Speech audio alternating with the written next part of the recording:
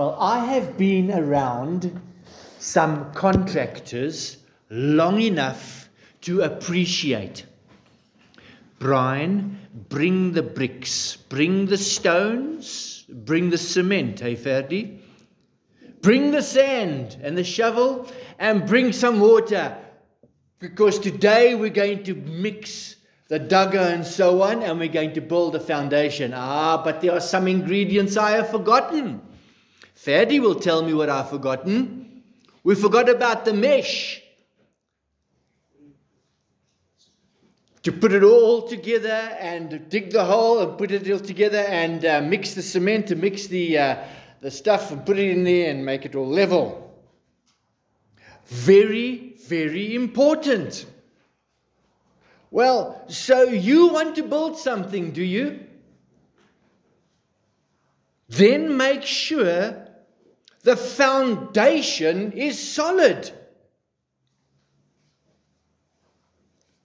That's where you start. Tonight, we are going to look at a practice in the church where I'm concerned that there are issues in the foundation of their practice and theology that they are forgetting, left out, or even added. That does not help the foundation at all. In fact, I suspect that the foundation is being dug up. No, we don't need this. We need to take this out, put this in, do this and do that. There's a problem, and it'll become apparent as we go through this passage in Acts chapter 8.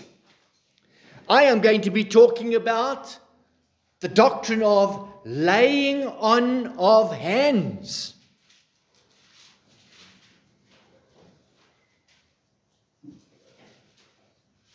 Acts chapter 8, verse 18.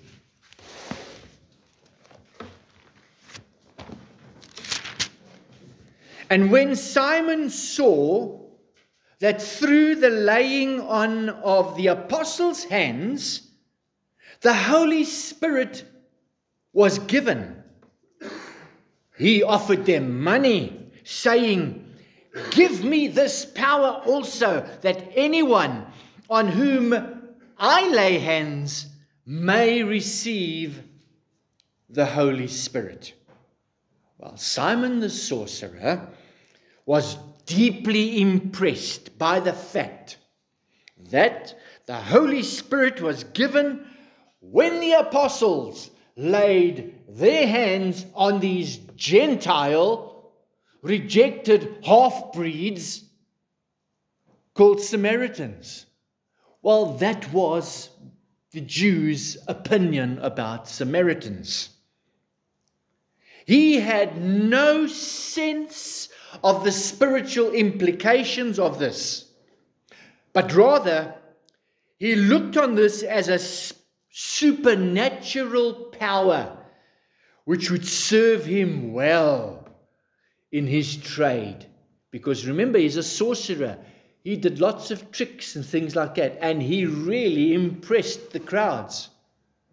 So he offered money to the apostles in the effort to buy this power. Now notice the Bible is silent about what happened when the Samaritans received the Holy Spirit. We will look at that a little bit later, but let's get the foundations right. Verse 17 says, "Then they laid hands on them and they received the Holy Spirit." When the apostles laid hands on the Samaritan believers, what happened? Was there a manifestation of the Holy Spirit like the day of Pentecost? No. No. The Bible is silent about that. You might have thought that such an important event would have more detail. Lay hands on them to receive the Holy Spirit. Give me more detail. No. But the narrative focuses on Simon and Peter. Remember, Jesus said, He will build the church and He will give the Holy Spirit to the church. So when I leave, I'll ask the Father to send the Holy Spirit. So who gives the Holy Spirit? The apostles. Come now. That said that. No, they don't. The gift of the Holy Spirit was not imparted from the apostles. That means the apostles, listen to my choice of words, because this is the foundation that is being dug up in these days that kind of upsets me. That means the apostles did not release a power that was in them. The Holy Spirit was not theirs to give. Simon misunderstood what was happening. Christ gives the Holy Spirit, not the apostles. In fact, nobody, not even the anointed of the anointed. When the apostles laid hands on the believers, they did not impart something from themselves to the believers. They were Christians. They were born again.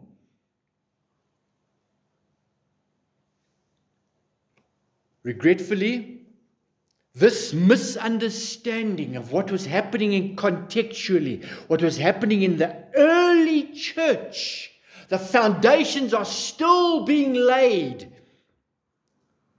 This misunderstanding is rife among our generation today. They believe that the anointed are special people like the apostles. And oh, by the way, we've got apostles today. You know, Mary so-and-so and Abigail so-and-so and Peter so-and-so. Apostles, by the way. You just have to go online, do the apostle course, and don't forget to pay your enrollment fee, and we'll send you the apostles certificate. That's the credentials of the apostles today. I'm being sarcastic, but it's the truth. Well,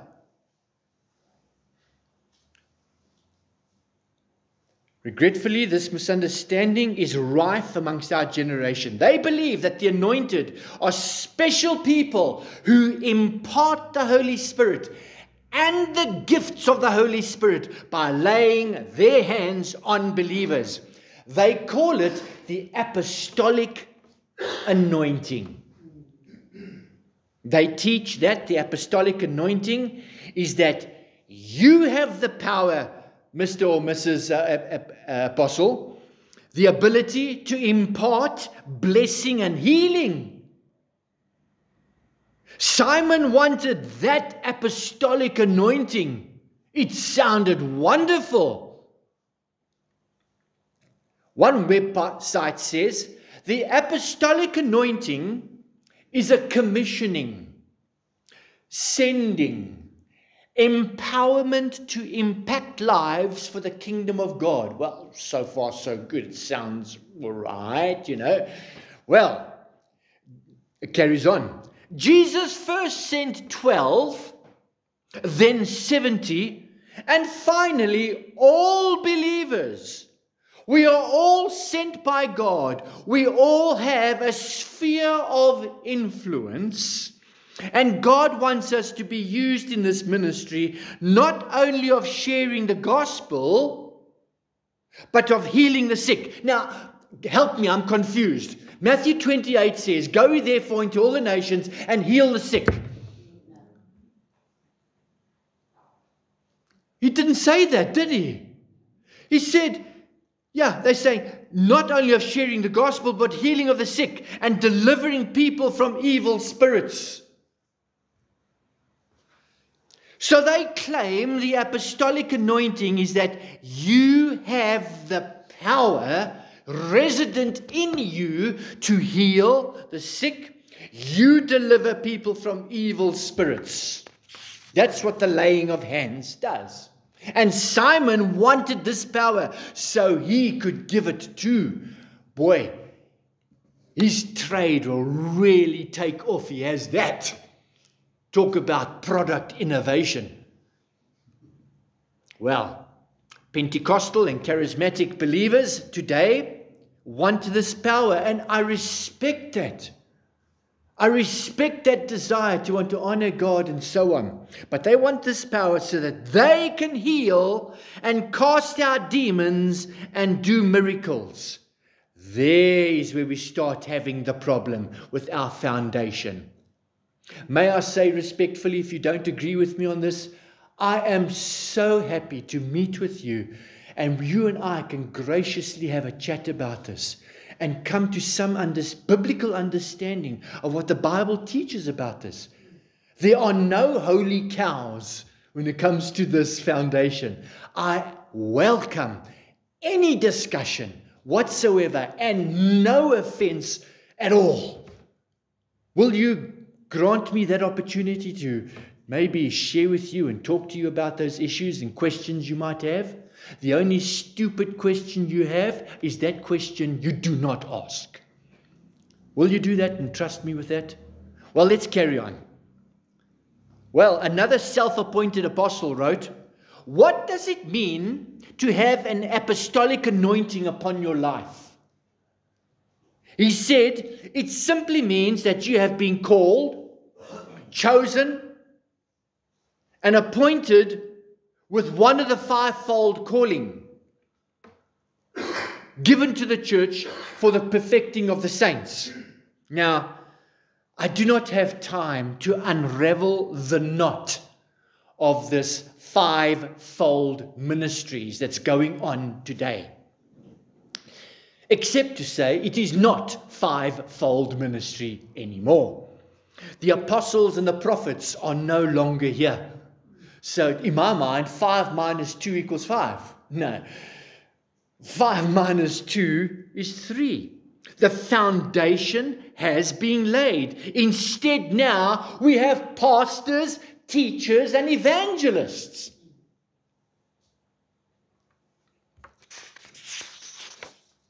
Listen to how this apostolic anointing teaching has gained traction, further traction today.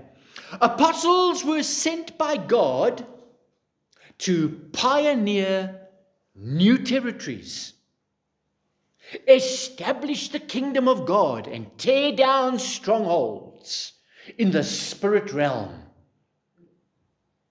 The same anointing is available today to help believers break new ground, birth. Oh, it's a very clever little word they're using here. Birth fresh movements. Birth fresh movement. In other words, the Holy Spirit, when He works, it goes stale. And you birth it. I thought revival comes from God.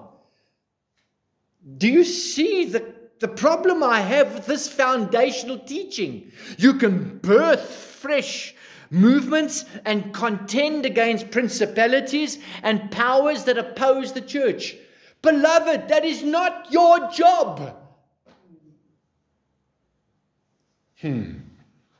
Look how controlling this doctrine is. They break new ground and they birth revival. This is so presumptuous. And the problem is that the Holy Spirit gets all the credit, when He had nothing to do with it. It is not a work of God. Back to Acts chapter 8. So, why lay hands on the people? Today, what happens when the pastor or elders, or even you as beloved brethren, lay hands on people? Well, immediately we must understand there is no mandate in the Bible to lay hands on other believers. There's no command to do that.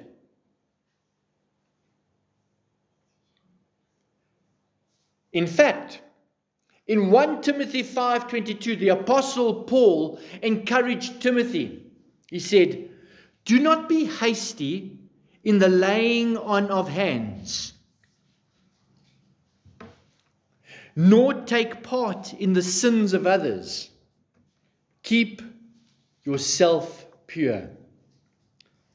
Laying on of hands is to be done cautiously.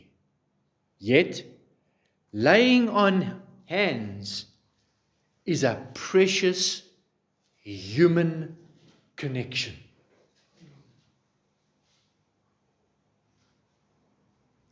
I tell my wife I love her. Yes, I love you. I love you. I love you. Well, give me a hug and give me a kiss if you love me. It's human affection. Well, it is such a tender expression to greet with a godly hug or lay hands on someone when you pray for them. Connection. It's a bridge from my life to your life. It's just a connection. It is an important part of the human experience when people were designed to experience. Throughout time and across cultures, there have been ways that people groups express connection. Here in Acts is a glimpse of how the Lord ministered to the early church as the foundations were being built, using the apostles to lay hands on these half-breeds whom they despised before they were Christians. Now they're laying hands on them. God forbid. Do you see what's happening culturally here? When Jesus performed miracles, the Bible records that he laid hands on them. It was highly appropriate that Jesus imparted healing and life when he laid hands. Why? Because he could. He was the sovereign God made in flesh. Come to us and dwell amongst us. We are not God or God. He is God and has the power and authority to do this. And he gave that power and authority to the apostles, so he could use them as a channel where he gives through them. Well, in Matthew 28:18, Jesus said, "All authority, all power of absolute rule in heaven and on earth has been given to me," to Christ. Jesus is talking about the authority to give eternal life to whom the Father had given him. And he certainly has authority over life, death, sickness, everything. He is sovereignly Lord of all, King of kings, the sovereign high God. Well, in Acts 8:17, it is recorded that when the apostles laid hands on the Samaritans, they received the Holy Spirit. Again, it was not the apostles who imparted of themselves to the Samaritans. They did not impart the Holy Spirit. Do you see that word impart has been so twisted and convoluted? And that has affected the foundation, a precious foundation that has been laid by the apostles and the prophets. So we don't fiddle with the foundation if it's being laid properly. And I think the Lord is a master builder. He knows how to lay a strong, firm foundation of which all eternity will be built on. Well, Christ was building his church. Yes, he used the apostles to connect two cultures, to connect the apostles to ordinary believers who had not received the Holy Spirit yet, to connect with the Samaritans in a human relationship, in an act of, which demonstrates and reinforces unity between the Jerusalem church, the Jewish Christians, and the Gentile believers in this once God-forsaken territory. Do you see that? It's vitally important. I have learned to appreciate the humanity of the new man in Christ, to appreciate their cultural context. It is a precious fellowship to worship Christ with others, no matter who you are, who love Him so much because much has been forgiven. I think for Peter to lay hands on those Samaritans must have been such a joy, such a delight. What has happened to me at Pentecost? My sins are forgiven. I denied Him. And now I have the privilege of just connecting with you, my brethren, my sister, my brother. How precious is that? And that's where it ends.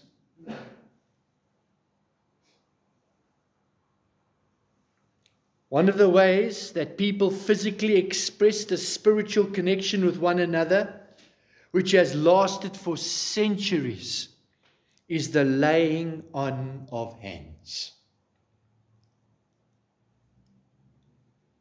When we put our hands on another person as part of our prayer, it is a gesture of kindness.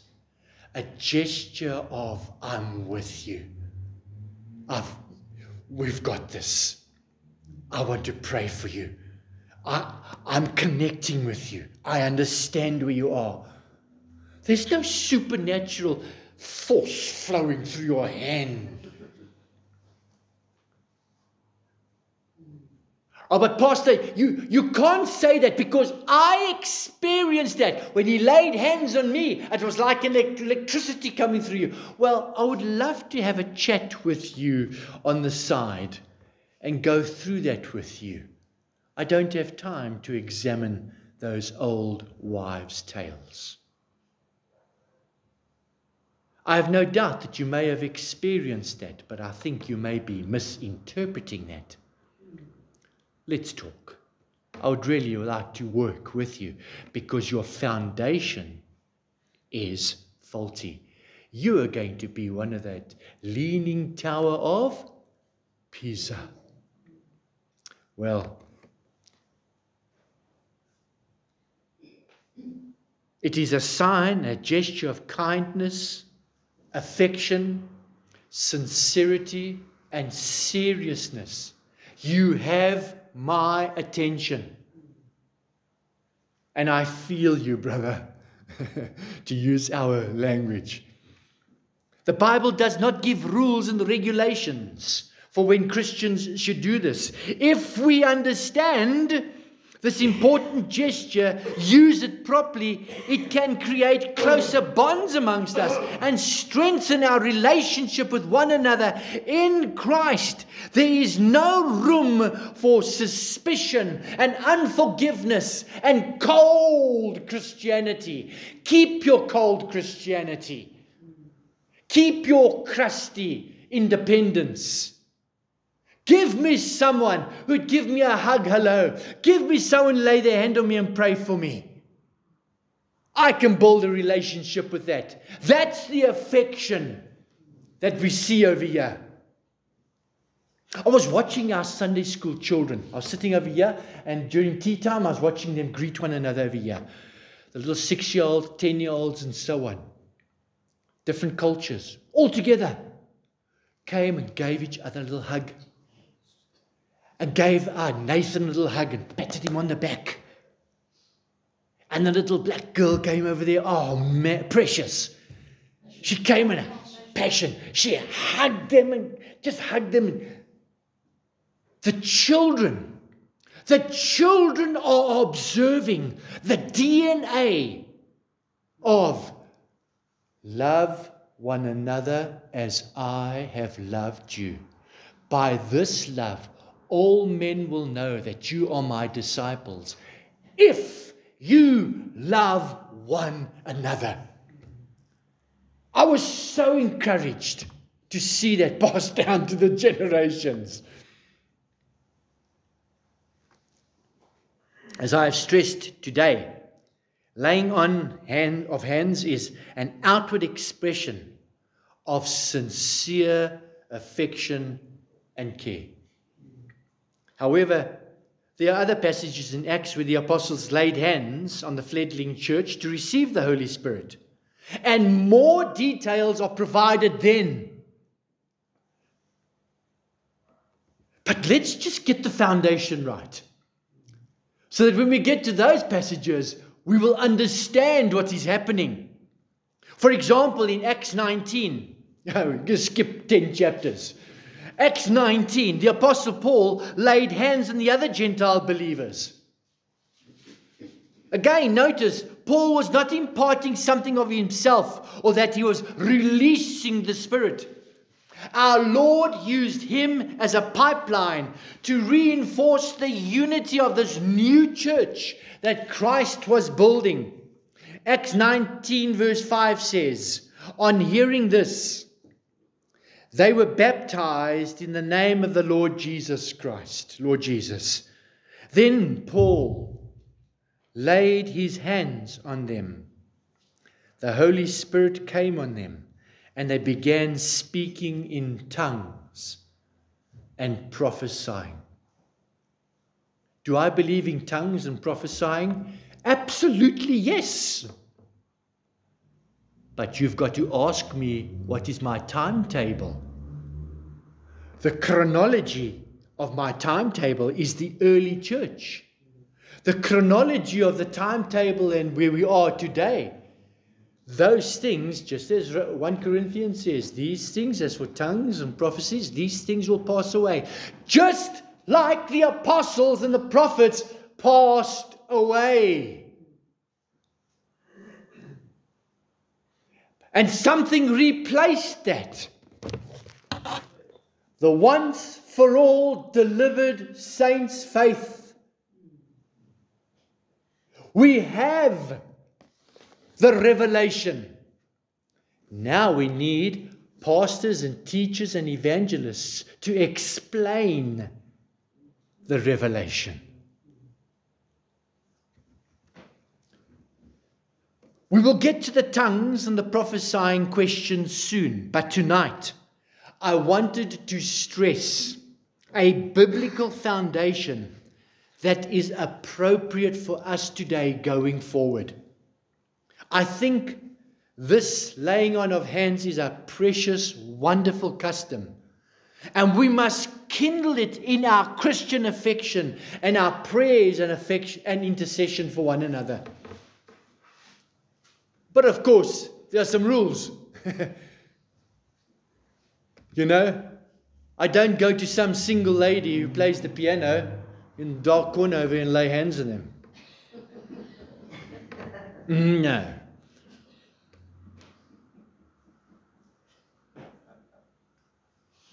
The common sense.